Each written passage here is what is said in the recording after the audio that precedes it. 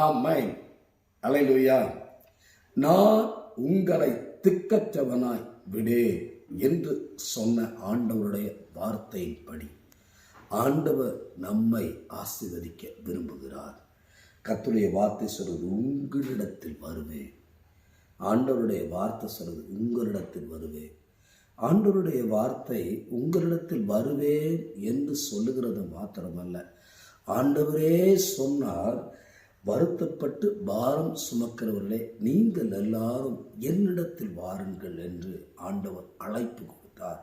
அழைப்பு கொடுத்த தகப்பன் ஜீவ அப்பம் நானே என்று சொன்னார்.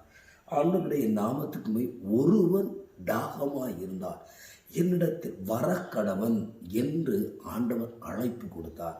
ஆனால் 100க்கு அதிபதியுடைய வாழ்க்கையில் நான் வந்து உன்னை சுகமாக்குவேன்.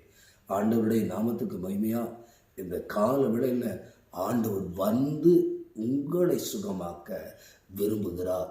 உங்கள் பலவீனம் எதுவாக இருந்தாலும் அதை ஆண்டவராகிய இயேசுவிடத்தில் சொல்லும்போது அவர் வந்து உங்களை ஆசீர்வதிப்பார். அவர் வந்து உங்களை விடுவிப்பார். அவரே இயேசு. இயேசு வருகிறார். ஆண்டவருடைய நாமத்துக்கு மகிமையா சுகத்தை பெற்றுக்கொள்வோம். அவருடைய இரத்தத்தினால் நம்முடைய பாவங்களை கழுவ அர்ப்பணம் செய்வோம். ஆண்டவர் நம்மை ஆசீர்வதிப்பார். ஆமென்.